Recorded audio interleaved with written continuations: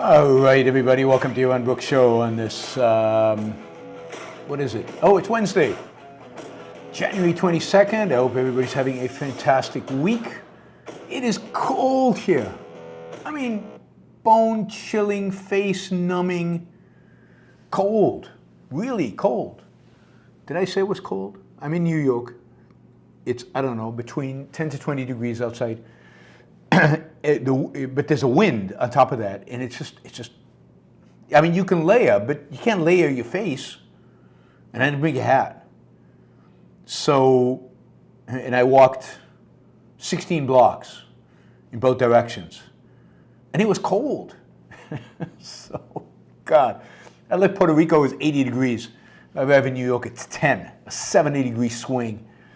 In just one flight. It was not fun, not fun. Anyway, we're going to talk about today the good, the bad, and the ugly of all the executive orders. But I figured the good, the bad, and the ugly, you start with the good and you end with the ugly. That doesn't make any sense. That's no fun. So it's going to be the ugly, the bad, and the good. So we end with the good. And you'll be surprised. But there's a lot of good. And good. I mean, not good that it's Donald Trump doing it, but good. It's good. So we'll talk about the good at the end of the show. We'll get there. Anyway, so we'll talk about that. There's a ton of executive orders, so I don't think we'll cover all of them. We'll cover a lot of them. We won't cover all of them, and we'll cover them all pretty superficially because we're going to go through a lot. And we'll come back to them because there's a lot that's going to happen. I mean, one thing I said when Trump got elected is it's going to be interesting. A lot's going to happen. A lot of changes. A lot of stuff. So yeah, it's going to be super interesting. Anyway, we're going to cover all that. I just got back from an interview I did with John Stossel. John interviewed me. It was really good. I think it was really good. He seemed pleased. I was pleased. We covered a lot of material. He said it was one of the longest interviews he's done, so it's over an hour. We could have gone more. There's a ton to talk about. He seemed to enjoy it. So that will come out. I think they're going to splice it up into short videos and then do the whole interview video. So it'll come out in February, and then I think the long interview will come out in March. So once it's out, I'll obviously let you know and link to it and advertise it. But yeah, it'll be fun. We talk a lot about immigration, so there will be a short video that I'll make about immigration because it landed up taking up quite a bit of the interview. Was that topic. Yeah, I think you're up to speed. That's why I walked 16 blocks to John Stossel, 16 block back. Cold. Did I say it was cold? It's cold. A little traumatized by this cold stuff. And of course, what I did last night was I put the thermostat up, and then it was too hot. So the whole night I didn't sleep well because it was too hot. So you can't win when it's cold. When it's hot, it's easy. Right? Just take clothes off. All right, that's where we are in New York City. New York is beautiful. Sun is shining, actually. Sky is blue, really blue, and it's freezing, but it is beautiful. New York is always beautiful. All right, let's see. What did I want to do here? Yeah, let's talk about the good, the ugly, the bad, and the good in Donald Trump's executive orders. We'll even bring in Joe Biden here in a little bit with regard to pardons. All right, so I don't think this is in any particular order. There's just so much. There's so many of these. 200 executive orders. I'm not going to cover all of them. I'm going to clump a few of them together because they deal with the same thing. But yeah, so let's start with the ugly. Now let me just say, I haven't really thought about the difference between the ugly and the bad, and to what extent the ugly is bad and how bad is it to some extent, ugly is less bad. Bad, still not good. So I did partially things that I think are not going to actually ultimately pass, overturned by the courts and things like that, make it into the ugly bucket versus the bad bucket, which is kind of seems to me more permanent. So there is some arbitrariness to the distinction between ugly and bad. Good is good, but ugly and bad, okay. So here's some stuff that I'm thinking is ugly, and I'll tell you why for each one of them, why it's ugly. So one of the executive orders that included some good things in it, which we'll get to later, declared a national energy emergency. I mean, this is just awful. Declaring an emergency every time you don't like the existing laws so that you can use some arbitrary power that somehow emergency status grants you to do the things that you want to do. I mean, what's the emergency exactly? Oil prices are fairly low, stable. Output of oil and gas in the United States is at the highest it's ever been. I know that's hard to believe. Biden was just president, but it's at the highest it's ever been. Even the day before inauguration, it was. I mean, there are real problems, big problems. Lack of reliability of the grid, electricity, brownouts, blackouts, all of those are real problems. But none of them are emergency, right? And once you start having presidents declare an emergency status on everything they disagree with existing policy, it's just a power grab, and emergency status, I guess, gives you the ability to enforce things without going through legislation and without doing the things necessary for the rule of law. Rule of law, remember that? So while a lot of the things that Trump is doing, and we'll get to that when we talk about the good, with regard to energy, a lot of it is good. Doing it under the guise of a national emergency is just ugly. It's ugly. It's bad, but it's just ugly. It's not as bad as some of the bad stuff, but it's bad, and it creates these precedents that we're going to see more and more of. There's no, I mean, notice that Trump has done more executive actions in his first 2 days as president than most presidents do in 4 years. Than I think Biden did in the first, more than Biden did in any given year, or more than Biden did in several years. So it's just this whole idea of governing through executive action orders, the whole idea of governing through emergency declaration is not a good idea. Not a good idea at all. So you got to change the laws, you got to do the work, and you know, if you think laws are unconstitutional, there are ways to deal with that.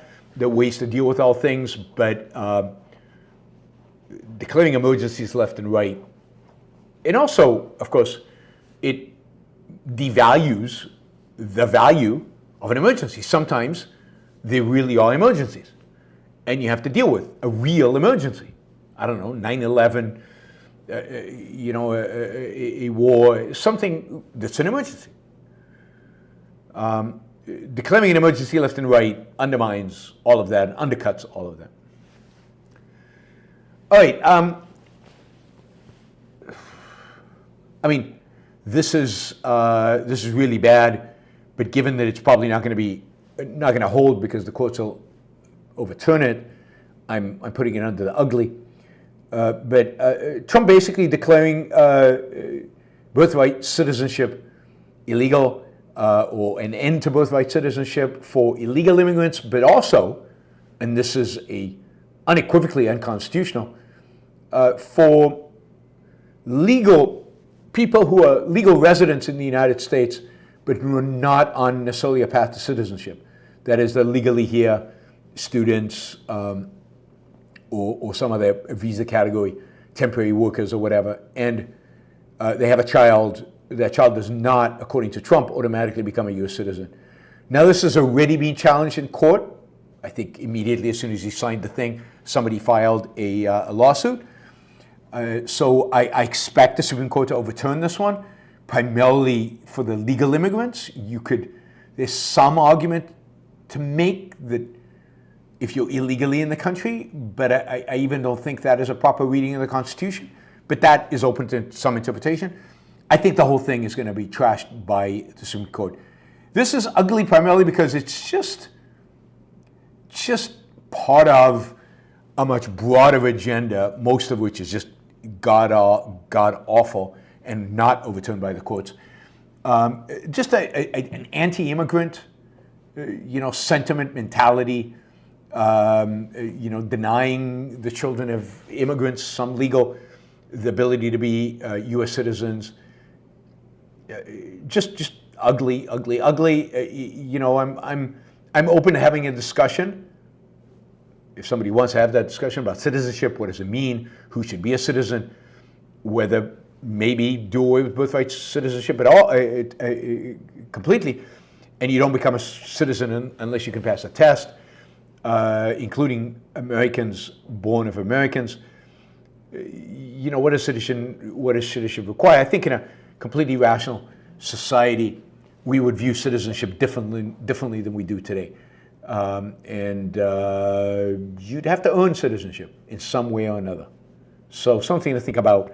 I don't have a strong position, and certainly it's not an objectivist position because Ayn Rand didn't really talk about this.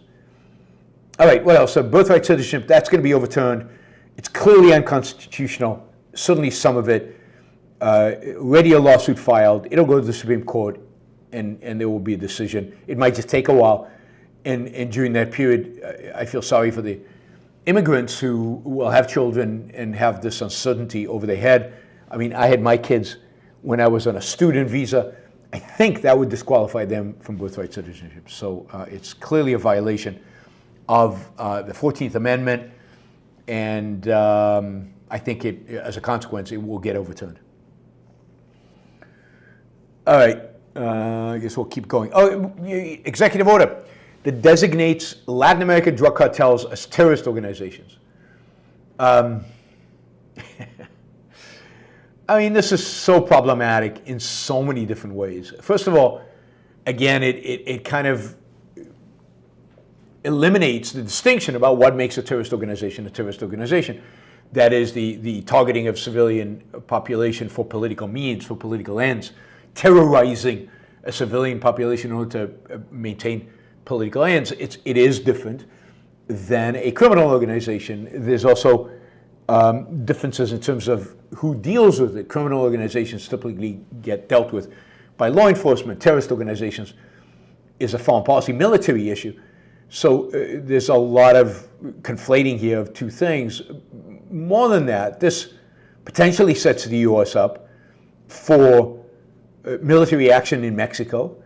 It's set up as, I mean, just like we use drones today to kill terrorist leaders all over the world. Imagine now the U.S. starts killing cartel leaders in Mexico, ignoring the sovereignty of Mexico with regard to criminal activities. And then, of course, there is the whole issue of, this is drugs. I mean, trading drugs is a victimless crime. Trading drugs should be legal. Drug cartels only exist because we in America, more than any other country in the world, make it illegal. If it launched a war on drugs, the more we intensify the war on drugs, which this is clearly intensification, the worse the cartels will become, the more violent they will become, the more the violence will spill into the United States. This is not a war we can win. We don't, I mean, given the way we fight wars, we can't even win wars against real terrorist organizations. Now we're going to fight a war against a fictitious terrorist organization. We're going to fight a war against a criminal organization. We're going to fight a war because the criminal organization is supplying a product to Americans, a product that they want. It's not a war we can win. It's not a war we should fight. It is horrific. This goes back to Vivek's idea of invading Mexico on the war on drugs, which I thought was a horrible, disgusting idea when he ran for president, and now it's made into an executive order. It'll be interesting to see what this actually means in terms of U.S. action, and I mean what it means immediately. is that it basically militarizes the war on drugs. Whereas the war on drugs was primarily a law enforcement issue, it now has suddenly become a military issue. And it's just, this is ugly. It's really ugly. And it could get very ugly with Mexico if this is what we're doing. I mean, the drug cartels are horrible and disgusting, and the fact that Mexico allows for them is horrible and disgusting. But to some extent, you know, it is a problem that is created by drug laws in the United States. We are creating the problem for Mexico and for many of these Latin American countries. So instead of intensifying that war, we should be demilitarizing it. We should be getting out of that war. We should be decriminalizing drugs, legalizing drugs, and that way the war would go away immediately. All right, let's see. I mean, again, I want to remind you, Donald Trump has signed over 200 executive orders. That's more than some presidents do in 4 years, more than most presidents do in 4 years. So there's an insanity just to that. You know, this is the new way of legislation. This is the new way of ruling, and a very, very unfree, a violation of the rule of law. You want to assign the military the job of destroying the cartels. Congress should do that. That's a declaration of war. And that should be the job of Congress. But now, basically what Trump is doing and what successive presidents have done, it's not culminating with Trump, is basically, made legislation irrelevant and made Congress irrelevant. It's presidents do what they want to do, whatever they want to do. Executive order, here we go. Legislation through fiat, and that's authoritarian. That is authoritarian. Here's a stupid one. It's ugly, it's stupid, it's distracting. 2 changes to names, official names in the United States. I guess they are renaming Mount McKinley as Mount McKinley. At some point it was changed, I guess, by Biden to Daniele or something like that. So he's renaming it after McKinley. I'm not a fan of McKinley.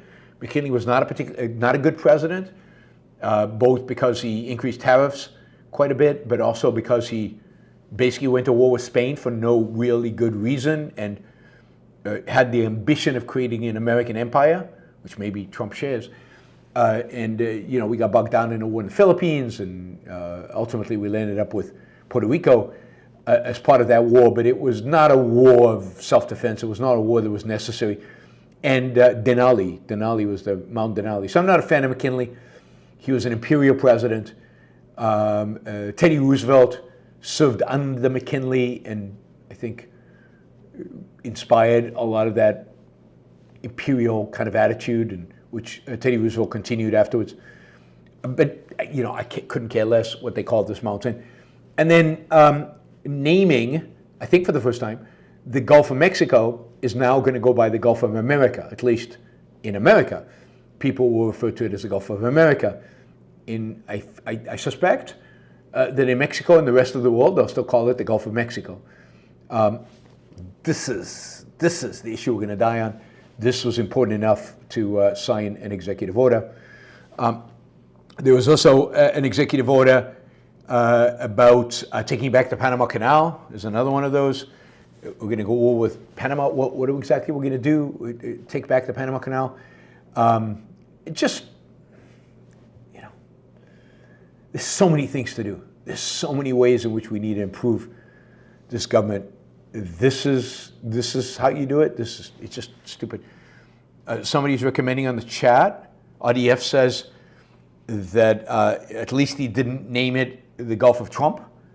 That would have been, maybe he should have named it Mount Trump. Mount Trump. But it's coming. It's coming. Don't worry. Before he leaves, he'll rename a bunch of things in America Trump. Right? Craziness. The world is literally craziness. Okay, I'm being corrected. Alaska's government changed the name of the mountain in the 1970s. And then I guess Obama changed it federally, and now Trump has changed it back to what it was originally, which was McKinley. Not originally, because originally it was Denali, which is I guess the Native American name that was given to it.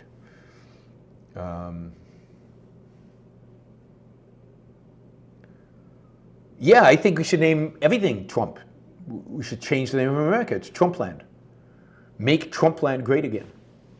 Make Trumpland Trumpist. All right, what else?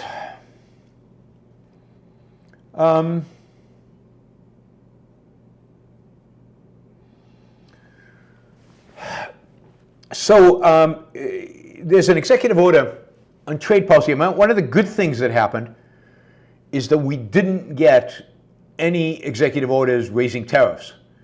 So that was good. We're still expecting them, maybe the end of next week.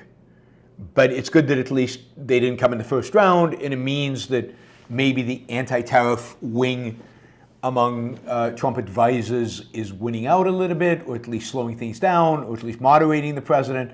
Trump had insisted that he was not moderating his position. Tariffs were going to be his first priority. He was going to do them immediately. He didn't. That's good. That means maybe there's some sane voices there encouraging him not to go that route. We'll see. He did say they're coming February 1, but who knows what he'll do between now and then, and who will get to him and who he will talk to. But the fact that they weren't right off the bat is generally a good sign, not a bad sign. So it's a good sign.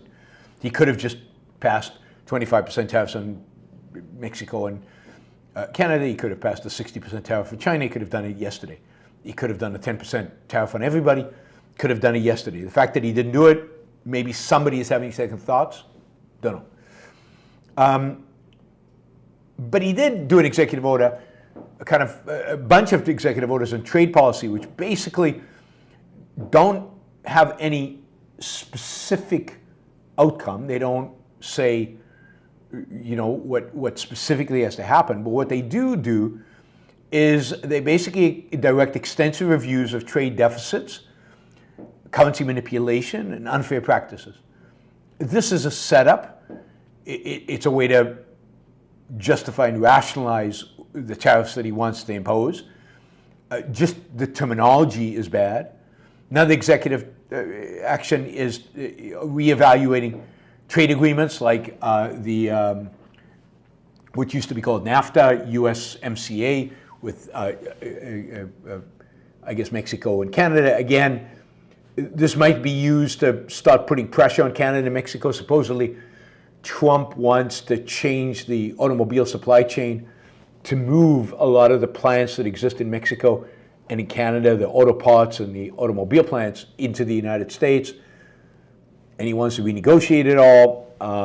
So maybe he's using this review period to put pressure on Mexico and Canada before he imposes 25% tariffs. I don't know. There's another one addressing trade with China, and that assigns, again, study how to maintain technological leadership and enforce technology controls. There's another executive order that mandates collaborative agency reports on critical issues such as intellectual property on an international scale, countering counterfeit imports, strengthening the industrial base. So all aimed at American interests, all in the context of trade. I mean, my guess is that all of these are basically an assignment to provide the justification, the rationalization for whatever tariffs, trade policy, crazy type of policy Trump wants to embrace. So all of this I put under the ugly. It's not directly yet negative, but it's going to lead to a really, really bad outcome. So I put it as ugly. This morning, Trump pardoned Ross Ulbricht. And while I don't really have anything against pardoning Ross, victimless crime and all, singling him out and not pardoning basically everybody who's sitting in jail right now for these kind of crimes, real, drug possessions, drug trading, things like that, that are unrelated to violence, I think is wrong. It's wrong to single one person out. It should have been something more sweeping. It's also a kind of this pressure group politics that we experience so much of it, which relates to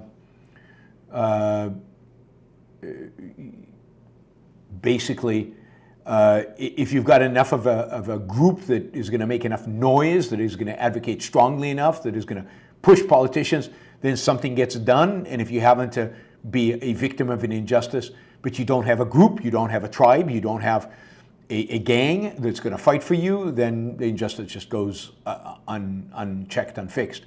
So that's why this is ugly. It's not bad because, good for us, we're being freed. It is interesting though, right? I mean, what was Russ put in jail for?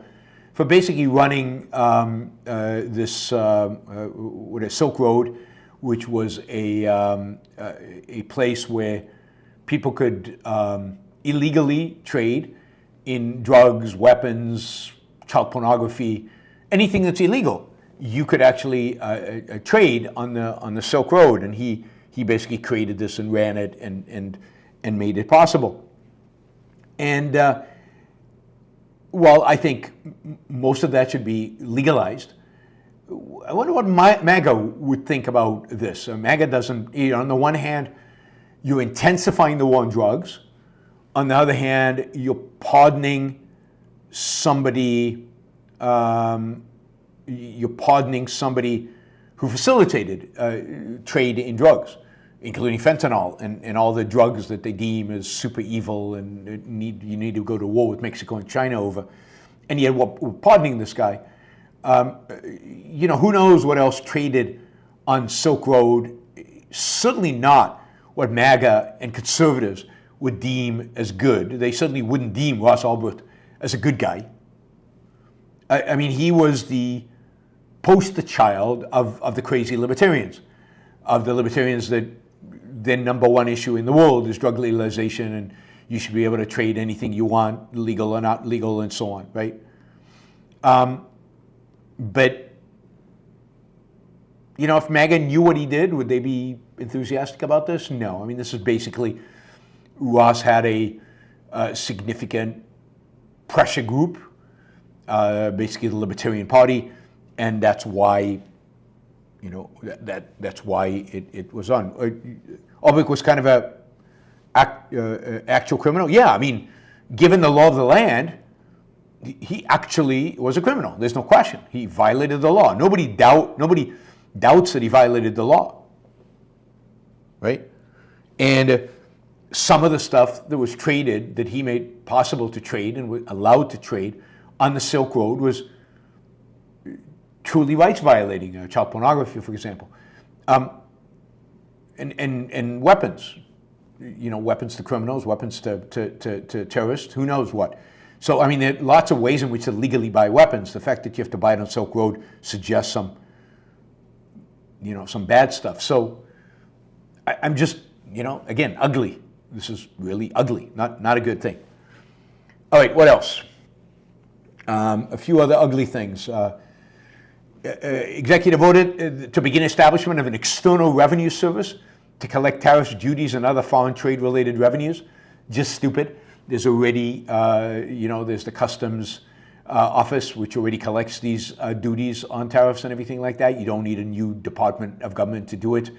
And calling it external revenue service is just a misnomer because it's completely internal. Americans pay for all of that.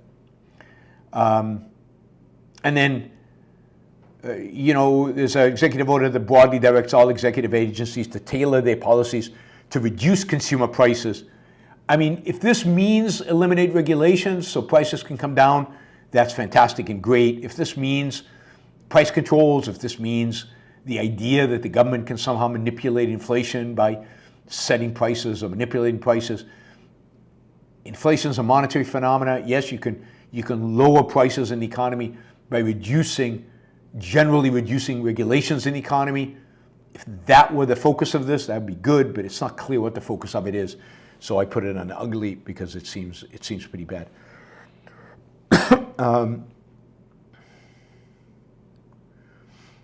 let's see. And then finally, I mean, this is a good transition to bad, because this is really bad. It's not just ugly. Donald Trump paused the banning of TikTok for 75 days, specifically barring the Attorney General from enforcing the law that Congress passed and that the President signed and that the Supreme Court verified, to allow the new administration to assess the national security concerns and to seek a potential American buyer. I mean, you can't do that. I hope somebody takes this suspension, a pause, to the courts, to the Supreme Court, because you can't just come in and say, I don't like this law. It was fine. Congress passed it by big majorities, by the way. A lot of Republicans voted for it. The President signed it. The Supreme Court verified that it was good. And you just unilaterally decide, nah, I'm not going to enforce it. Nah, don't feel like it. I'm going to do something else. Just wrong. Just wrong. And you know, I don't know how they're going to deal with this. I don't know what the outcome of this is. Of course, I don't support banning TikTok, so I'm on Donald Trump's side in the sense that I want TikTok to keep functioning. But this isn't the way to do it. This is not the way to do it. This is a very authoritarian way of getting stuff done. All right. What else do we have?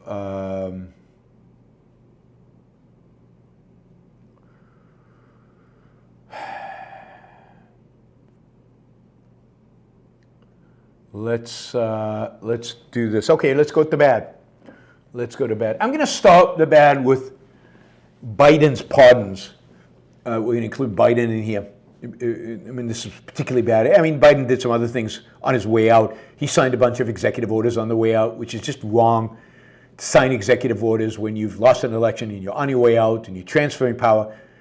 So you're sticking it. Here's, you know, and you just, and of course, Trump then reversed a bunch of the executive orders that Biden signed, but it just creates more paperwork.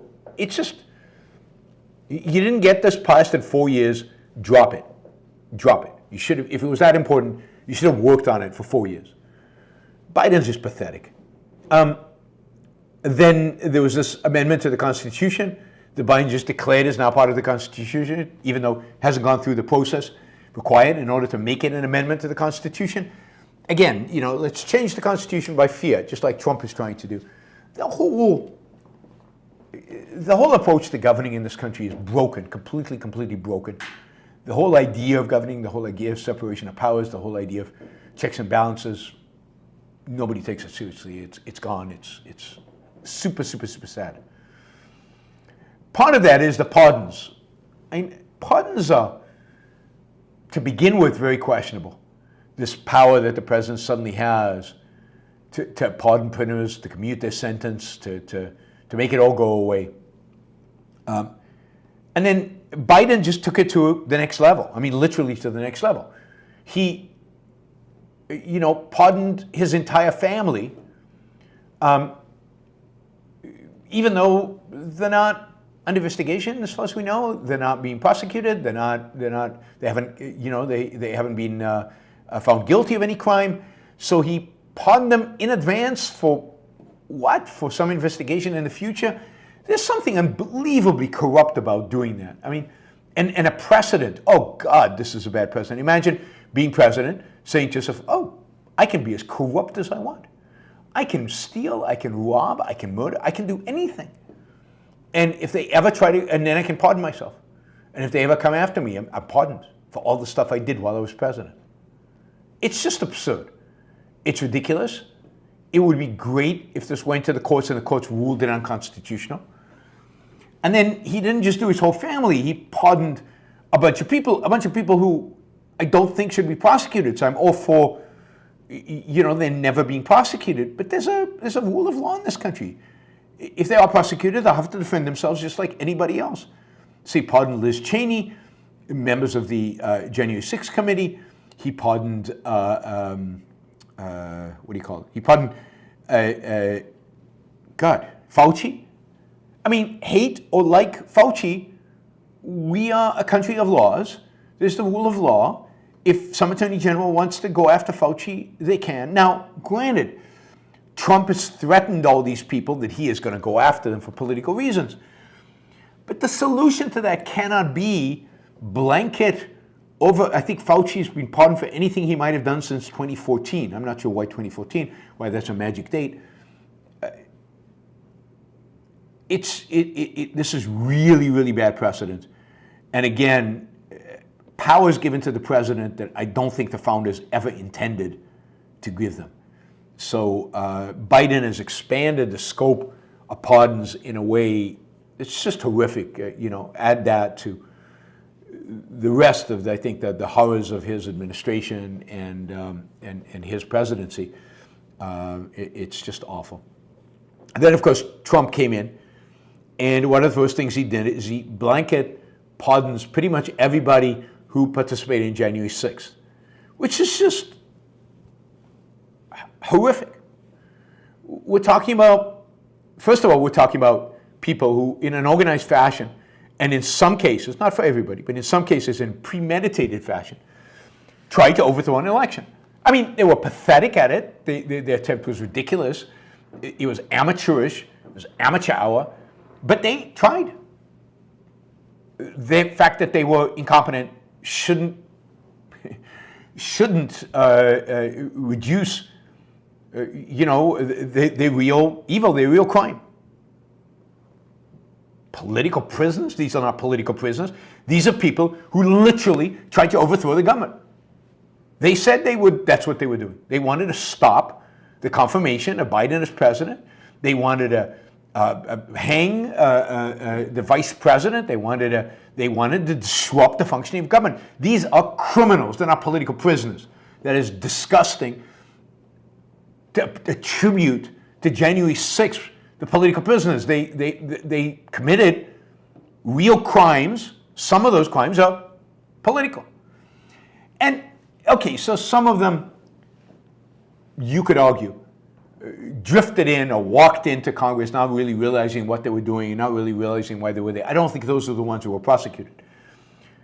But then some of them planned this in advance, clearly used weapons. I mean, can you imagine if your family member, if you are one of the policemen who were beaten, some beaten unconscious, pepper sprayed from close distance straight into your eyes? You can now pepper spray a cop, and the President of the United States will pardon you because you did it for a good cause, his cause. You did it in order to overturn an election on his behalf.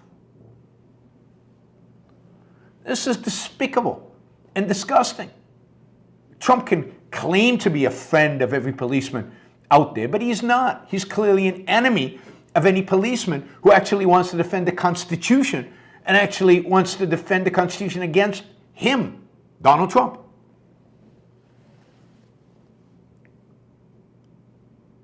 He did not pardon people who were just there standing around because those people weren't prosecuted. He literally explicitly pardoned people who beat cops unconscious. He pardoned the person who pepper sprayed a cop from short distance. He pardoned people who clearly and explicitly and said so planned to disrupt Congress with the hope of undoing an election. He pardoned violent criminals. This is not an act of a law and order president. This isn't a random act of a political mafioso who is pardoning his people, people who fought for him. You can talk about other people who rioted and should have gone to jail. It doesn't change one iota. That is not the issue. What about those people? That's bullshit, and that's dishonest. Those people should go to jail too if they committed a crime. The fact that they didn't go to jail does not justify pardoning people who should have gone to jail who committed acts of violence. It's despicable and horrible, and unfortunately nothing you can do about it because of the pardoning powers of the president. Maybe there's a way to reduce those powers significantly. Probably the worst thing that Trump did, in his executive orders, was the immigration provisions that he put together. First of all, declaring a national emergency at the southern border, which is ridiculous. Maybe you could argue there was an emergency a year ago, but the number of crossings right now is minute. It's lower than it was when Trump was president. There is no crisis at the border. There is no emergency at the border. And just like declaring an energy emergency in the United States is wrong, declaring a national emergency in the southern border is wrong. The difference here is that what he is doing, the actual actions taken in the name of the energy emergency were actually good actions. The actions taken with regard to the southern border are all bad. He's got one, executive order called Protecting the American People Against Invasion. I mean, the idea that immigrants coming across the border to this country are invading the country is a disgusting anti-American idea. It's an idea that, again, means that once you call it an invasion, you can use the military. You can put the military on the border. You can round them up using the military. They are now not just immigrants who want to come here and work and live and enjoy the American dream. These are now invaders. This is now an enemy army come to destroy America. And the level of violence one can inflict on people like that is significantly higher than the level of violence one should inflict on immigrants. Zero violence, ultimately. He also signed an executive order titled Guaranteed the State Protection Against Invasion. Same thing. He is going to hammer home this idea that it's invasion. The right has been talking about this for a long time now. This has entered into the language that what's happening in the southern border is an invasion. And again, this is going to lead to horrific, horrible consequences, a militarization of an immigration issue, the militarization of rounding up immigrants, really horrible and really despicable. In addition, let me just make sure I've covered that. The reality is that right now, 47,000 are coming across the border per month. That's down from 75,000, which is the average since 1999. The numbers are way, way down. He wishes there was an emergency, but there isn't one. So he will declare one. He will announce one. He will, by fiat, make one happen, right? In the Constitution of the United States, invasion refers to an act of war.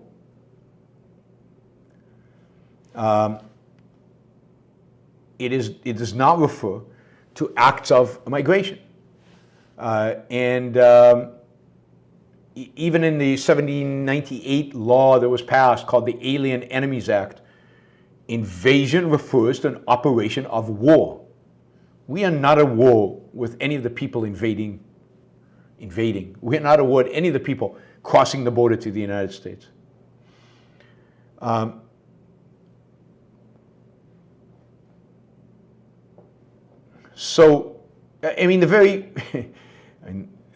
very fact that these laws talking about invasion and giving the government power, of course, to protect the country against invasion, were passed in the early days of the American Republic, in the days where there were no immigration laws. Literally, no immigration laws. The first immigration law was passed in the 1890s, which was the Chinese Exclusion Act. And yet the laws giving the military and the government power to control our borders against invasion were passed in the, just after the founding. There were no immigration laws back then. So none of the anti-invasion laws refer to immigrants.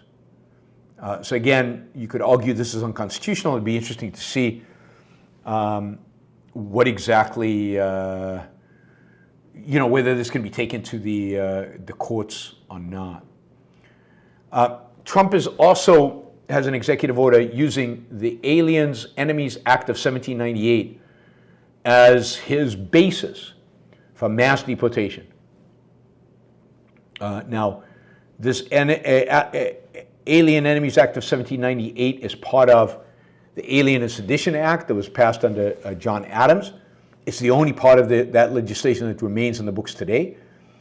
It allows the detention and removal of migrants only where there is, quote, a declared war between the United States and any foreign nation or government, or any invasion or predatory incursion is perpetrated, attempted, or threatened against the territory of the United States by any foreign nation or government, unquote. That's from the law.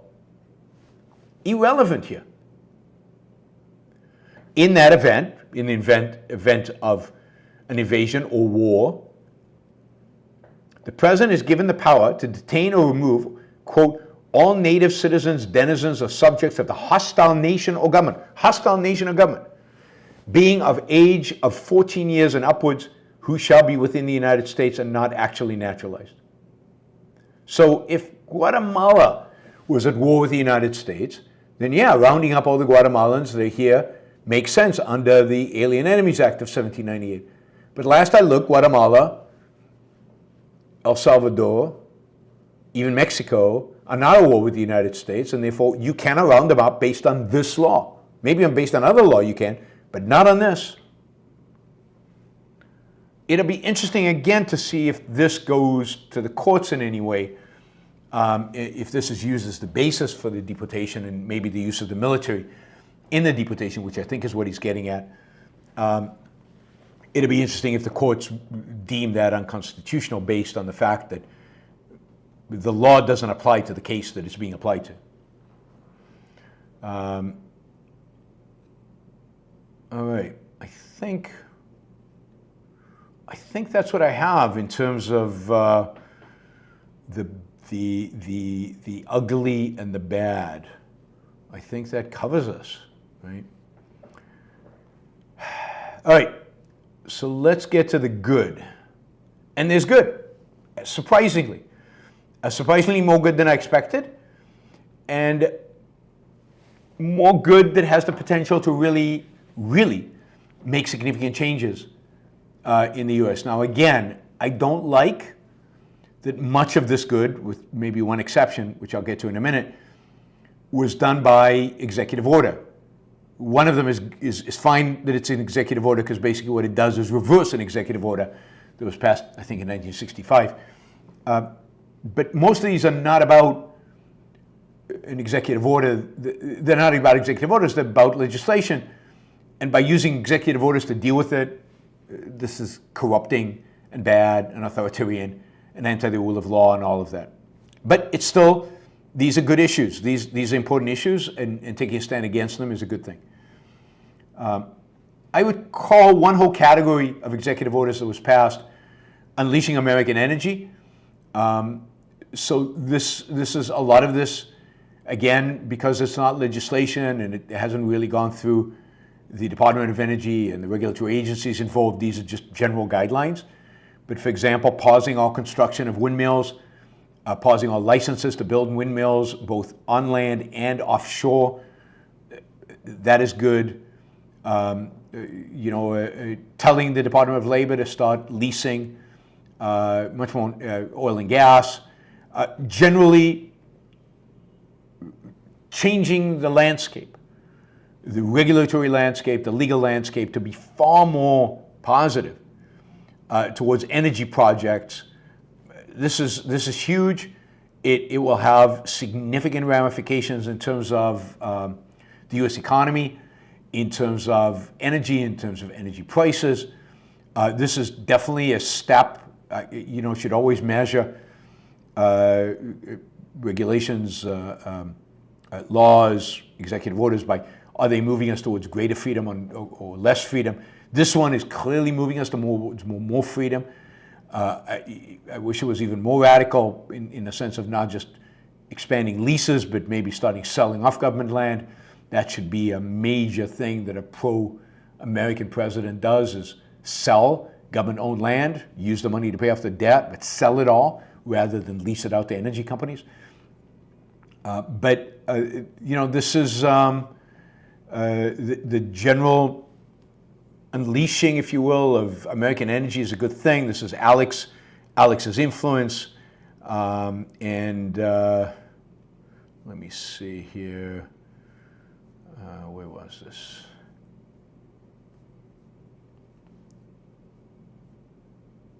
Yeah, I mean, mostly good stuff, mostly within the law, mostly within the power of the presidency.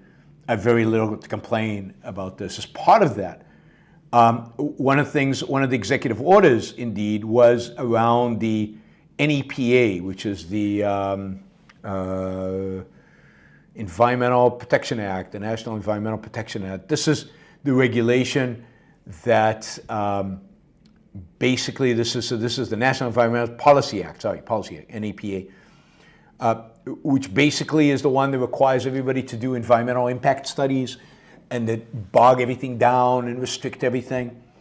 As part of that, as part of the Unleashing American Energy, there is a review of the NEPA, a streamlining of the NEPA. It's not exactly getting rid of it, but at least it's indicating that this administration will be pro-growth, pro-building, and anti kind of these arbitrary, insane provisions, in this case, that just drag projects out and make them so expensive because of these reviews that they never get executed. So to the extent that that can be reined in, and again, the executive order suggests that it can, this is a fantastic thing. It's really, really good, and will help energy, but it'll help any building project. It'll help in some of the stuff, some of the fire mitigation even in places like California. So this is overall good news that they're doing this.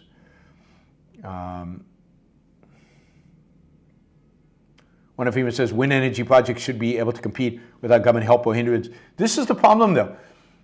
That is true. I agree completely. But this is the problem. Because the government owns all the land, including offshore, it grants permission for windmills to be built there or not, for drilling or not.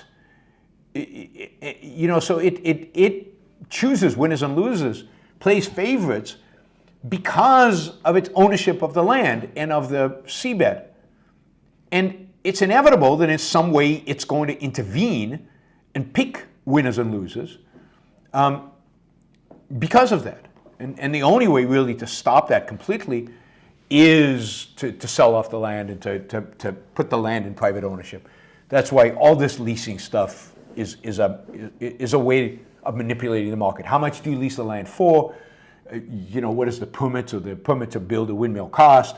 All of that, as compared to, again, drilling, all of that is manipulation. So while doing everything that he suggested in these executive orders doing is good, ultimately it's going to reduce the subsidies for these unreliable energy projects. It's going to make it easier to drill oil and gas.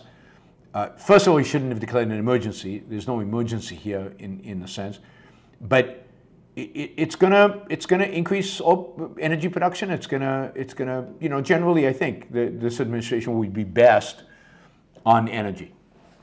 So in that sense, these are good.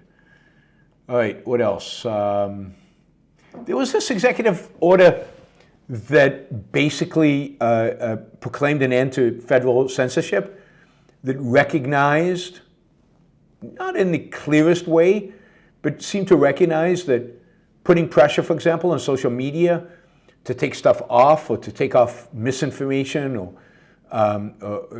so-called fake news was a form of censorship. So, the executive order basically recognizes that that's censorship and is barred by the First Amendment and The executive order made it illegal for the government to engage in such activity. Of course, it is already under the First Amendment, but the courts have not been very good at enforcing it. This is good. In the way the executive order was phrased, it did not suggest, for example, which is good, I was worried that it would, that Twitter can decide what to take down and what not to take down. It didn't have that kind of language. It didn't have language suggesting that private businesses can't, in a sense, limit speech. But it did say that the government can't put pressure on them, and that is a good thing. They also said that it would investigate the uses by the Biden administration of pressure on social media as violation of First Amendment, and that would be investigated, and that's all good. So I'm thumbs up to that, and they managed to avert some of the worst parts, some of the potential pitfalls, mainly declaring, Twitter's inability to decide what content to carry or not to carry. So at least they did that well. One more, which I think is good. We'll see how it pans out. This one is more so. A pause on foreign aid. So there's a 90-day pause on all foreign aid, except, and this is interesting because this is a change for Trump from the campaign trail. A pause on all foreign aid except to Israel and Ukraine. And indeed, I've seen more and more reports out of the Trump administration that they're going to really increase weapon supplies and the ability to use the weapons for Ukraine. They're going to be much more explicit in their support of Ukraine. And actually, they're considering additional sanctions and all kinds of other restrictions on Russia in order to put pressure on Russia to come to the negotiating table to negotiate a deal with the Ukrainians. This is a change, from the campaign trail where MAGA and Trump and Vivek and many of the others emphasized just we need to negotiate a deal. We need a deal. They came across as very pro-Russia. And let's go back to the good. A few more goods. Yeah, a few more goods, and I haven't gotten to the best of the good. The best of the good is last. I will get to that in a minute. Donald Trump suspended U.S. participation in the global tax deal. This is excellent. This is brilliant. The global tax deal is a deal for a minimal corporate tax agreed upon by treaty with a bunch of nations. It also is a way for countries to tax other countries' companies if the corporate tax is deemed below a particular minimal rate. It's something that Janet Yellen signed on to, but it really needs approval of Congress. What the executive order says is basically, look, the United States is not participating because Congress did not sign off on this, and we are not going to ask Congress to sign off on this, so the United States is out. This will basically destroy the whole framework for this tax deal, which is good. This was a really, really bad deal on a global basis. It was really bad for a lot of countries. It was particularly bad for the United States, but also a lot of other countries that would like to have low corporate tax rates. And Trump got us out of it. Again, this was an appropriate use of executive order because it had not been ratified by Congress. There was no legislation that had to be passed in order to get this across. So this is good. This is a good thing. One other one, an executive order, basically kind of rejecting what you might call gender ideology. And again, I don't think this has a place in government either way, but this kind of takes it out of the government from the perspective of the government is not going to advocate for, 98 genders, and they're not going to advocate for, a trans ideology beyond equal protection before the law and equal rights. So it's taking out a lot of the stuff that the Biden administration put in to advocate for the whole, gender ideology thing. And I think that's all good in getting rid of kind of the remnants of this kind of leftist ideology, again, within the government, where it's dictated by the government. is good and required and necessary, and again, probably an appropriate thing for an executive order, given that none of this was passed by legislation. It was all done by government fiat.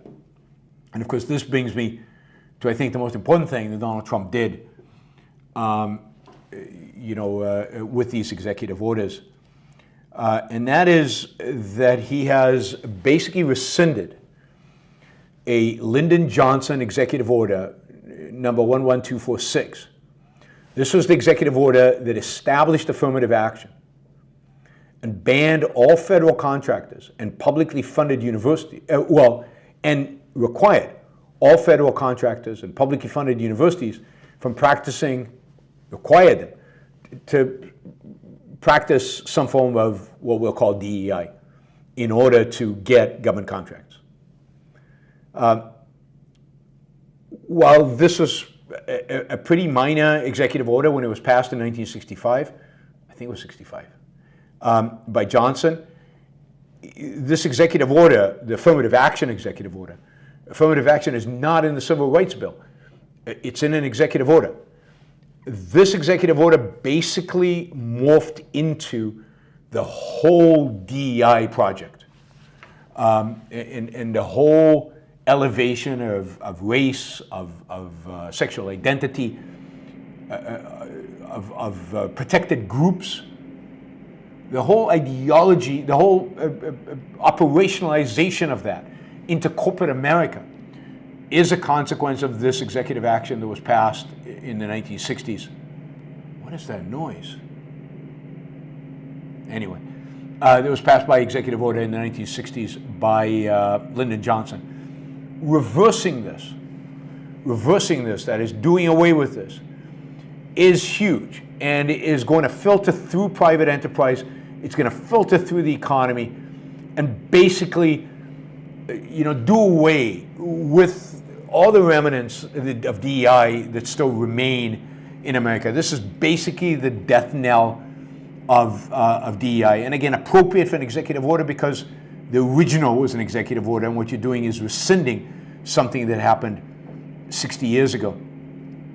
The other thing about this is, and basically, the executive order also goes on, or other executive orders also go on to basically end all DEI programs in the federal government. It also places on leave all DEI government appointees, all DEI not government appointees, all people within the government responsible for DEI, with expectation that they will all be fired. This is again excellent. It just reduces all the energy, all the focus on the horrific, racist DEI programs that exist out there. So, I think this is really, really, really good.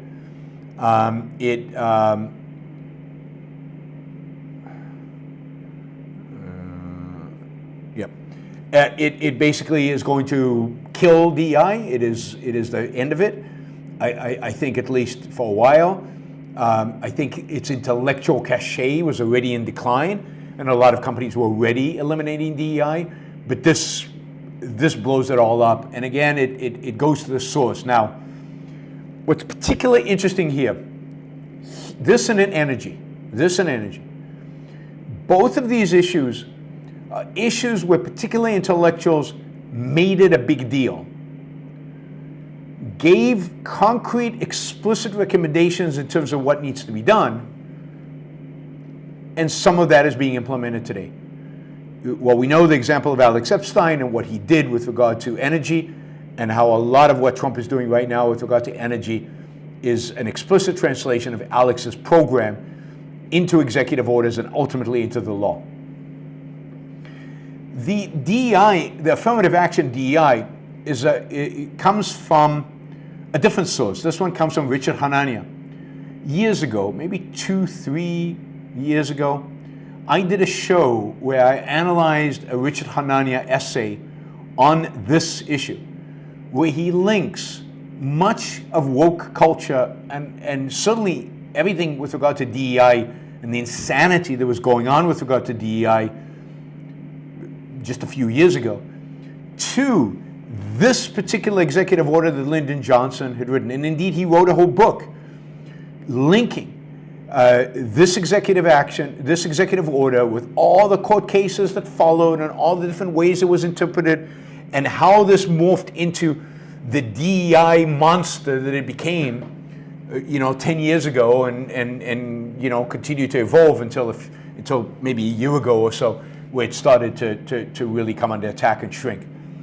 Hanania mentioned over and over again over the last few years that Republicans could get rid of this whole DEI monster if they just rescinded Johnson's executive order. And he kind of was surprised and lambasted Nixon and Reagan and Bush and Trump's first term for not having done it. It's the simplest, it's really, really simple. And Trump just did it.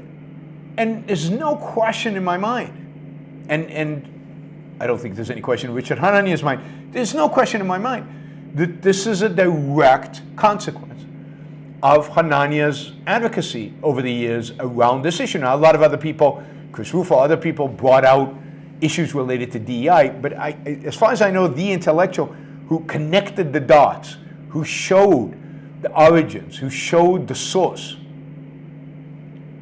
was Hanania. Again, it's in a book. He did a lot of interviews about this. I think he did an interview with Vivek where he articulated this point, and made the point, all you have to do is rescind this executive order and a lot of this DEI goes away. And that's exactly what happened. And I consider this a major victory.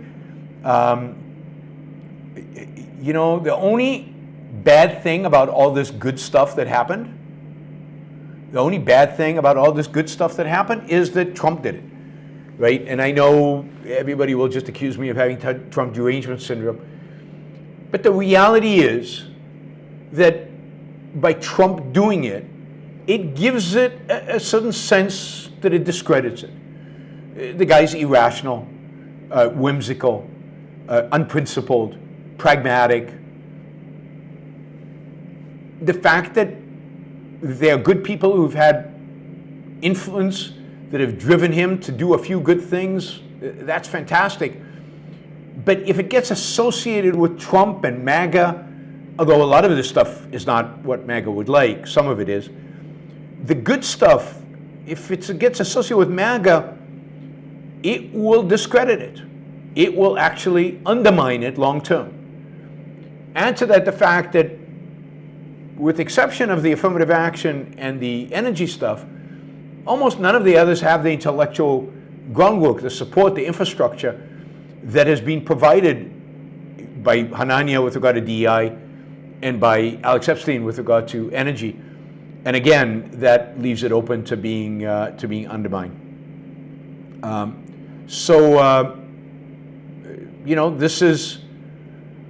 These are good, more good than I would have expected, more good quickly than I would have expected. The bad is still to come, the really bad stuff. I mean, there's already bad stuff. The pardoning of the January 6th is just awful. But let's not underestimate that a little bit of good goes a long way in terms of sustaining our way of life and sustaining our economic success. And I think the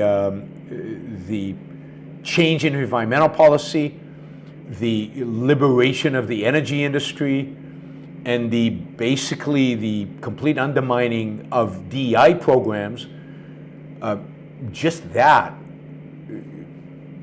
is going to be incredibly liberating for American business, for Americans more broadly, and it will do a lot of good, I mean, Trump will try to undermine all that with the bad stuff he does, but you can't negate this good stuff. I worry about immigration. I worry about the pardons. I worry about all the little stuff I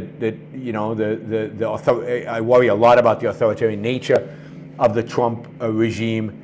But this is. One has to recognize the good when one sees it, and there's no point in being pessimistic about everything when there's actually good stuff happening. And among the bad and the ugly in Trump's executive orders, there was some good. We should recognize that and celebrate that and encourage more of that and Be wary of the fact that, yes, it'll be undermined by the fact that Trump was the one who passed it, but that's part of the intellectual battle. Part of the intellectual battle is to fight to give the good stuff a proper intellectual foundation and to educate people about its meaning and its substance, rather than just rely on an association with Trump. All right. Let's see what else we have. In particular, we've got a bunch of questions. Let's take the questions. I remind you, if you have a question, don't ask it in the chat. Super chat is available. We're kind of underwhelming on the super chat today. We're less than what we need for our goal for the first hour, which is $250. We're short $45 for that. We've already gone an hour and 20 minutes. We'll go 2 hours, or very close to 2 hours, so 500 is the goal. So if you have the ability, if you have the interest, if this is a win-win trade for you, then please express that by making a contribution. And you can contribute by asking a question, but you can also contribute just by doing a sticker for any amount right here. By the way, right after this, when I finish this, and I do have a hard stop at 5:30 Eastern time, I'm going to Bar Miller. Bar Miller, the first, as far as I know, the first Michelin-starred restaurant owned and operated by an objectivist and Yaron Brook show fan. So I'm really looking forward to my dinner at Bar Miller right after this. All right, let's see, James, $50, really appreciate that. We need a few $50 stickers to get us to where we need to be. James says, you stayed in Europe for a few months. Are any EU or non-EU countries in Europe that you found as a place you want to visit yearly? Will any countries across all of Europe have an objectivist movement, or better yet, worthy of a second home for you? I don't expect any country in Europe to have a significant objectivist presence in my lifetime. I mean, hopefully my lifetime's a long time, so maybe in 10, 20 years, but nothing's on the horizon right now. There are countries in Europe that I would like to spend some time, particularly during hurricane season in Puerto Rico. I really enjoyed spending 6 weeks in Barcelona. Barcelona's a great city. This coming summer, I'll be spending a few weeks in Lisbon and then a few weeks in Florence in Italy. Italy's another place I wouldn't mind spending more time. Maybe sometime go to Milan and spend some time in northern Italy. I haven't spent much time in northern Italy. But I'd say in terms of my preferences, places I would like to go to, which are not going to be overly expensive, where the weather is nice, and where it's just pleasant to be and the cost of living is reasonable, I would say Spain is high on the list, Portugal and Italy. Those are the three countries. None of them, Portugal has the most active objectivist group, much more than Spain and Italy. Portugal also has better English speakers. Generally, Portugal, they speak better English. But we'll see. We'll see after my few weeks in Lisbon how it compares to Spain. Barcelona is going to be hard to beat. It was truly an amazing city to spend some months in. So I don't intend to buy anything. I don't intend to have a second home. I intend to stay flexible and rent Airbnb or something like that. But my goal would be basically to spend 2 months every year somewhere in Europe. And those three countries are the prime targets, at least for the next few years. It also helps that my wife speaks all of those languages. She speaks Spanish, Portuguese, and Italian. She also speaks French. But I don't like France as much, in that I think the French are more obnoxious, just as people, and it's more expensive. It's more expensive to spend time in France, particularly in somewhere like Paris. So I'm less attracted to France, but the fact that my wife speaks the local language is a big help and makes a big difference for why we're doing it, why we're choosing those. All right, Remo says, I finished watching Mr. Sunshine last weekend. It was amazing. Thanks for the recommendation. My pleasure. I'm glad you enjoyed it. If you haven't watched, anybody out there, if you haven't watched Mr. Sunshine on Netflix, you're missing out on a great experience, great aesthetic experience. James, do you think Vivek can become governor of Ohio or any state? Ann Coulter likes his politics, however, based on his religious views, probably skin color as well, she will not vote for him or advise other people to do so. Yeah, I mean, Ann Coulter said that to his face, and it was basically his skin color, his Indian, his culture, his religion, the whole package. She will not vote for him because of that. And I think a lot of Americans, sadly, will not vote for him because of that. Do I think Vivek will become governor of Ohio? No, I don't think he will.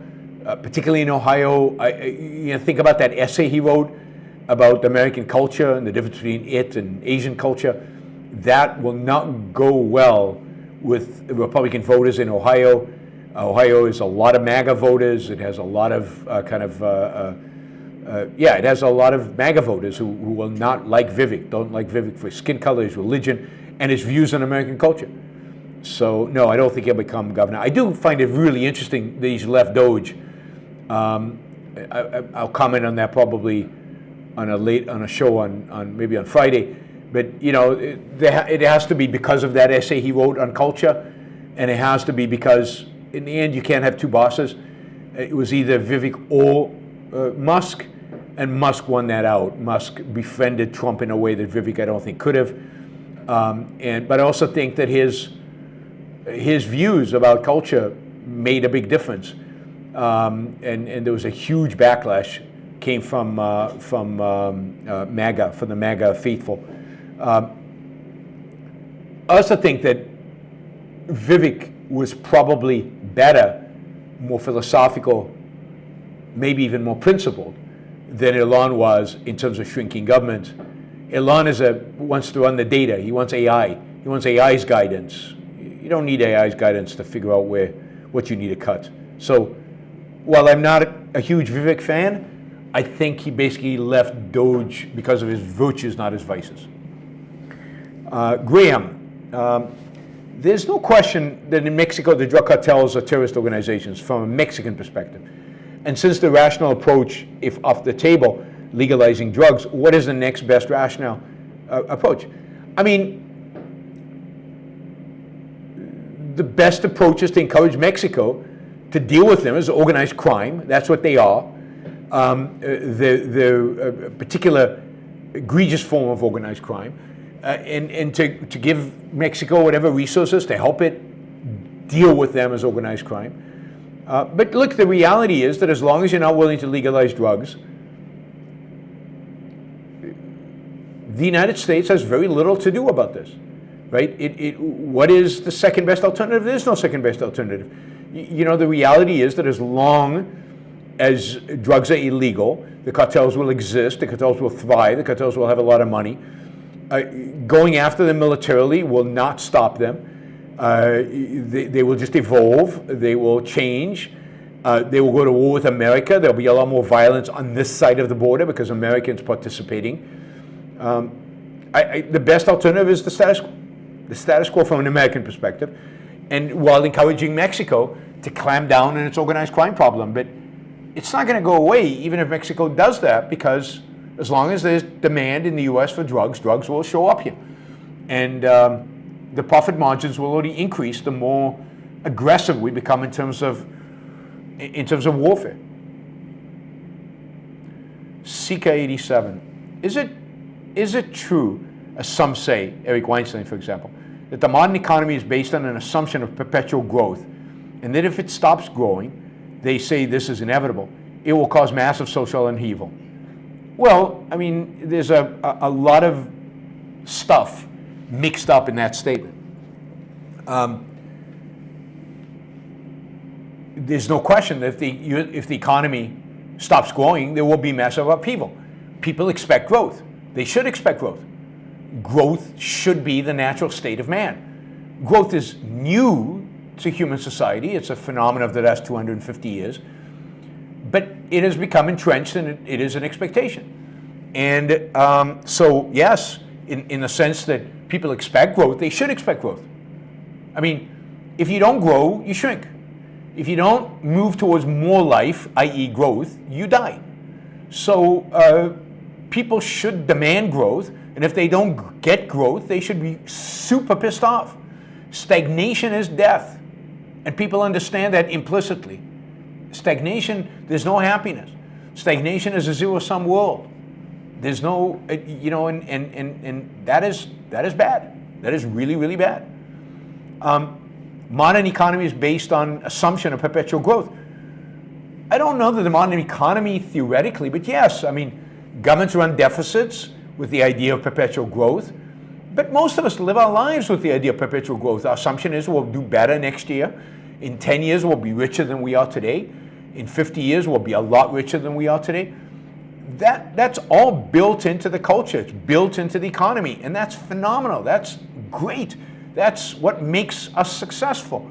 And the assumption of perpetual growth is absolutely realistic. It's absolutely real and true. There's absolutely no limit to growth. No, none. The limit to growth is ideas. It's bad philosophy, bad government, bad regulations, bad control. It's what will limit growth is limitations on freedom. And you can destroy growth by destroying freedom.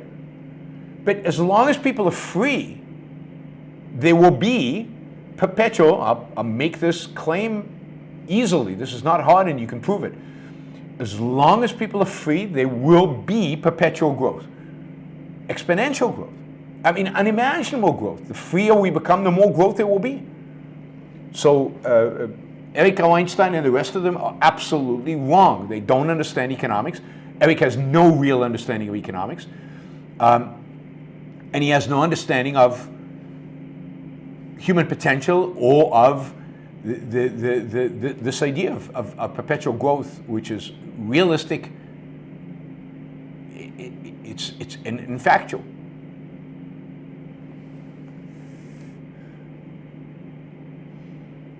Shazbot. If anything, the US economy is growing too slowly, much too slowly. Shazbot says, it is potentially confusing to Trump supporters that you mention good things he has done. I know, they'll get over it. They'll get over it because it won't last very long.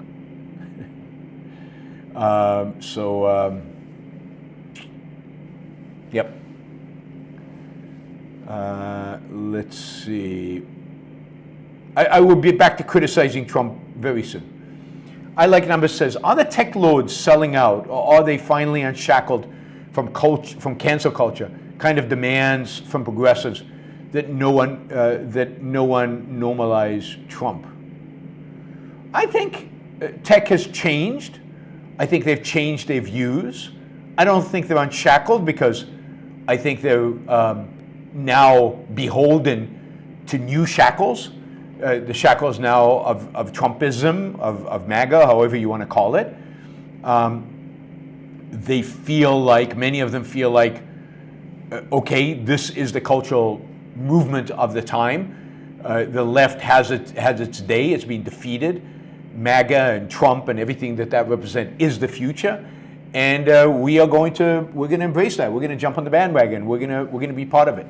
So I think that's a big part of it. I also think that over the last, and you see this when you see interviews with some of them, they were becoming very disenchanted with DEI, wokeism, cancel culture, the left, the whole leftist woke stuff. They're becoming, now, they didn't have to choose Trump as the alternative, but there's a sense in which Trump is the only game in town. And so they left one gang that had bad policies and they're joining another gang I think they hope they can influence it to have good policies, but it's going to be a mixed bag, as we saw with the executive orders, that they are going to embracing and sanctioning and supporting. So yeah, it's a very mixed phenomenon. But I think that a lot of them changed their mind. You talk to Mark Andreessen, and he says, look, the last 10 years, certainly the last 4 years, have been a real wake-up call in terms of what the agenda of the left is. He was a lifetime Democrat. Now, he also read Atlas Shrugged about 4 or 5 years ago. That might have had an impact on him, or did have an impact on him. So you've got a combination of things going on. But some of them, like Mark Andreessen, had a change in ideology, partially resulting from reality, from the coming face to face with the evil of the leftist agenda, and partially maybe the impact of Atlas Shrugged or the impact of good ideas. Robert Nasser says, Here's money. Money always warms me up. And looking forward to the good news. Yes. And your money definitely warmed me up. I'm definitely warmer now than I was earlier. Thank you to all the super chatters. You definitely have helped. James G says, is it bad for President Biden to pardon his whole family for fear of President Trump going after them? I mean, I understand why he did it, but yes, if President Trump had gone after him, then we still live in a country of laws, and you fight it. It's definitely the case that it's bad, and it sets a very, very negative precedent in terms of you can pardon yourself whenever you want, and you can pardon your whole family, and they can do. That means they can do whatever the hell they want while you're in power. They can be as corrupt as they want, and then you just pardon them at the end. I don't think we've ever seen anything like that. It sets an awful precedent. And yes, I understand why he did it, to protect them from Trump. But you got to trust the legal system. You got to trust the rule of law. James, what are your thoughts on buying citizenship? Does it make sense to have more than one citizenship? Yeah, it can often make sense to have more than one citizenship. There's no reason to have one citizenship.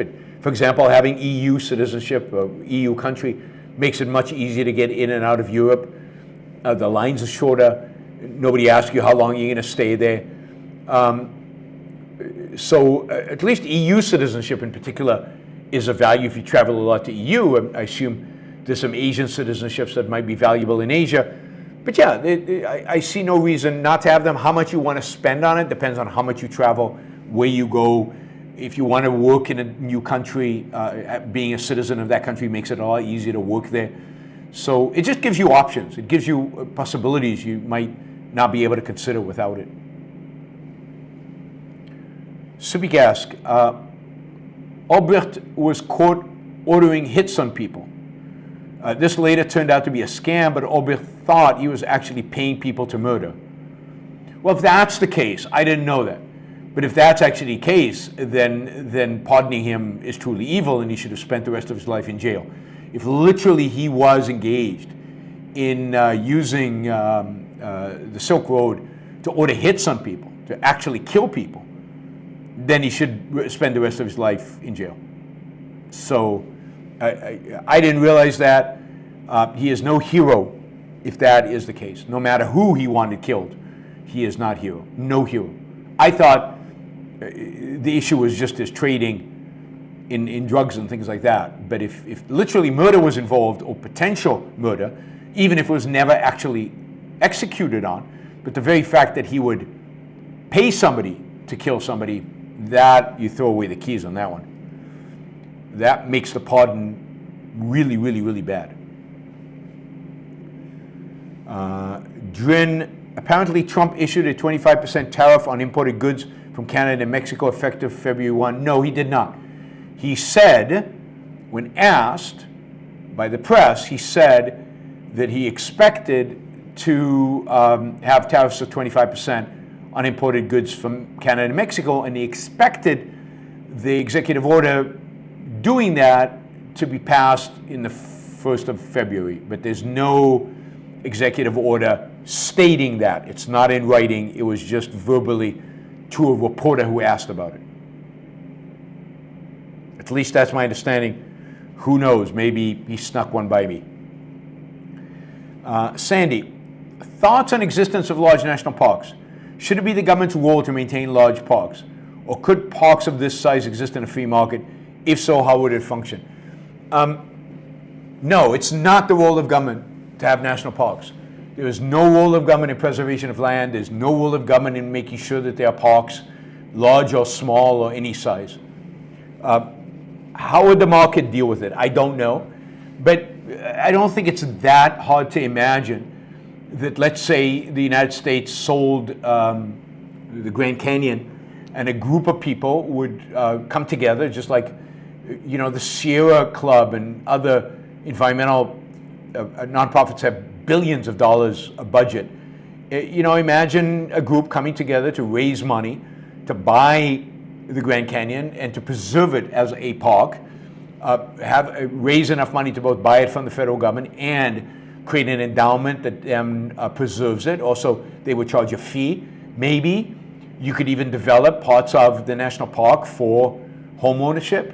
I know that is considered beyond the pale, but why not? And that would be another way to fund the operation of these parks. But they should all be private. Every single one of these parks should be private.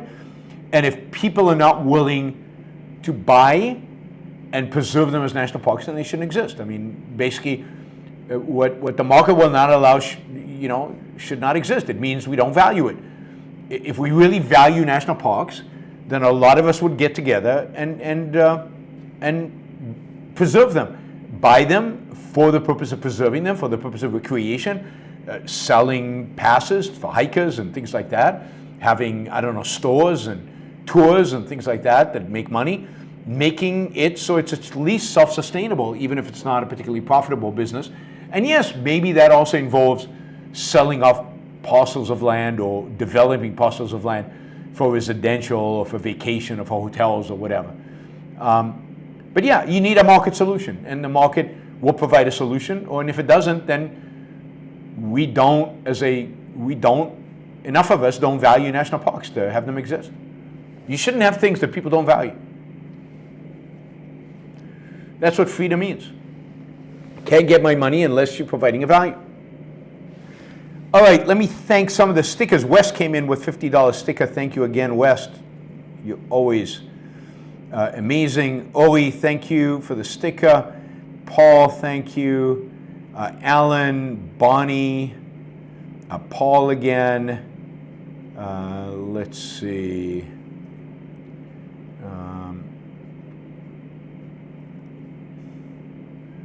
Let's see. I know there were other stickers in the beginning, or maybe not. We will find out in a minute as I scroll down. No, that was it. So thank you, everybody. Thanks to all the rest of the super chatters. Really, really appreciate it. Yeah, we did some good stuff about Donald Trump today, about Donald Trump's executive orders, not about him. There's nothing good about him, but his executive orders. On this show, you get an objective analysis of what is actually happening. Not my wishes, not what I'd like to happen, not my pretend. Even bad people like Donald Trump, even people who have bad political philosophies, to the extent that they have a philosophy like Donald Trump, do good things. And a number of his executive orders were good. He was influenced by the right people. It's always an issue of influence, particularly with a pragmatist like Trump. If better people get his ear, better policies will be passed. If worse people get his ear, worse policies will be passed. But on the Yaron Brook show, you get the truth. You get objective reality. You do not get biased, uncritical, deranged viewpoints and opinions. And I will point out, even when Trump does something good, why the fact that Trump does it is bad, because Trump is still Trump, and Trump is a bad force within American culture, a bad force within American politics. And the good that he does is undermined by the fact that he is this bad force. All right, guys, no show tomorrow. I'm traveling tomorrow back to Puerto Rico. That'll eat up most of the day. Next show will be on Friday, and then we'll do shows over the weekend to make up for the 2 shows we skipped this week. I will see you all on Friday. Thank you for the support. Keep it up. Oh, don't forget, if you're not a subscriber, subscribe to the channel. If you haven't liked the show, please like the show. Wayman says, you do get some TDS here, let's be honest. No, because there is no such thing as TDS. The reality is that an objective analysis of Donald Trump shows how bad he is, and you will get that objective analysis on this show. Now, you want to call an objective analysis of the evils of Donald Trump TDS, that's lazy on your part. If you want to show me where I'm wrong on Donald Trump, where what I've said about Donald Trump is not true, where my analysis of Donald Trump has been off over the last 9 years I've been talking about Donald Trump, you are free to do so. But the reality is that nobody ever does that. Instead of actually saying, Yaron, your argument is false here. Here's why Trump is not as bad as you say he is, and here's my argument. Nobody does that. Instead, they yell out TDS, which is anti-intellectual, lazy, and for the most part shows that people don't have arguments in support of Trump. It's emotional. They can't handle the criticism. And instead of presenting an argument against the criticism, they just respond with emotion, whim, anger, frustration. TDS is it's just a way to dismiss my arguments without actually taking them at face value and arguing against them. And that's how it's always used. It's never used. It's never, ever, ever used to actually further an argument. It's never actually used to actually make a case. It's used to dismiss all need of argument. Oh, that's Yaron. He's just crazy. Why even bother arguing with him? Why even make a rational argument? He's just crazy. And you might think I'm crazy, but I am not. You might disagree with me, but then make an argument against what I say. Argue against, not with what aboutism, not with lots of people have made irrational arguments against what I have to say. Make a rational argument. I'm open to it. I'm open to saying positives, and I'm open to admitting my mistakes. But throwing out TDS is anti-intellectual on your part. It shows you're not willing to think and engage rationally. And I'll probably have a lot more to say about TDS as the years go by, because that accusation against me won't go away. And it's the fact that it's meaningless, stupid, ridiculous, undermining, insulting, and anti-intellectual obviously doesn't stop people from continuing to use it. All right, let's see. Yeah, Oily W says, the thing about crazy people is that they don't know that they're crazy. That's right, I don't know that I'm crazy. But what does it make you actually signing on and listening to the show and spending time and energy listening to a crazy person rant away? That makes you even dumber. No, I don't think Sam Harris has TDS. I think Sam Harris, for objective, rational reasons, despises Donald Trump, as he should. I think sometimes he gets carried away and says things that he probably regrets saying as a consequence. So he sometimes gets emotional about it, but I do not think there's some kind of derangement syndrome going on. There's a real, objective, reality-based, fact-based, evidence-based disgust and opposition to Donald Trump and what he stands for. And yes, that can cause people like Sam Harris sometimes to say things that they regret saying, where their emotions get carried over. But the underlying fundamental basis for his hatred of Donald Trump is 100% rational. And I agree with, 99% of what Sam Harris says about Donald Trump. He's absolutely right on almost everything he says about him. All right, guys. Let's see. Don't forget to support the show. Please, please, please. I'm not exactly begging, but I'm asking nicely. If you listen to the show on a regular basis, if you get some value out of the show, and to the extent that you get value out of the show, please consider going to patreon.com, putting in your Yaron Brook show, and making a regular monthly contribution. That contribution could be $2 a month, it could be $500 a month, $1,000 a month, whatever, based on the value you get from the show, and of course your level of wealth, your ability to sustain it. So, yep. Yes, I think somebody who says TDS is emotional. I'm not saying it's okay for Sam Harris to get emotional. I'm saying that the fact that Sam Harris gets emotional doesn't make his argument TDS. You throwing out TDS is a non-argument. It's anti-intellectual, it's emotional. I'm criticizing when I say Sam Harris gets overly emotional. That's a criticism of Sam Harris. But that's a criticism of a concrete behavior. That's not writing Sam Harris off because of accusing him of TDS. What you do when you accuse somebody of TDS is not saying that argument is a bad argument, that argument is an irrational argument. What you're saying is Your whole approach, your whole attitude is oriented around the syndrome which identifies you as deranged. And that is a bad argument. That is pure emotionalism, and it's anti-intellectualism. And again, it's the negation of argument. Sam Harris can be an emotionalist sometimes. Sometimes he makes very rational arguments. I don't wipe out everything he thinks about Trump because he has some syndrome. I say, these are good arguments. Those are bad arguments. I don't think you meant what you said, Sam, about that particular point. Think about it. That was emotionalistic. TDS is to dismiss argument per se. It's to dismiss the person and dismiss rationality and to dismiss argument. Instead of, this I agree with, this I don't. This is emotional, this is rational, which is the way you actually engage. Trump derangement syndrome is stupid.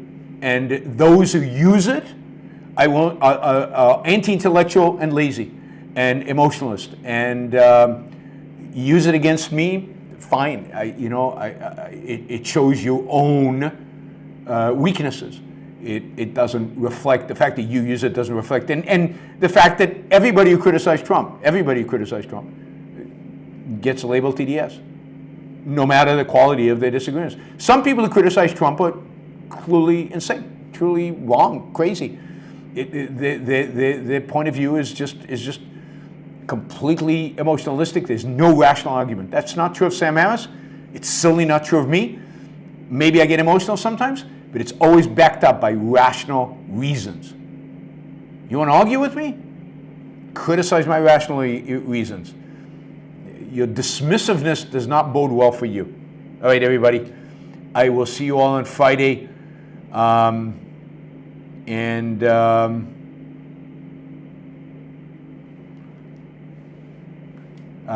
Keep that TDS under control. Or actually, the term I've coined, which I think is actually accurate, and actually does represent the views of many people, the people who can't make an argument, that only use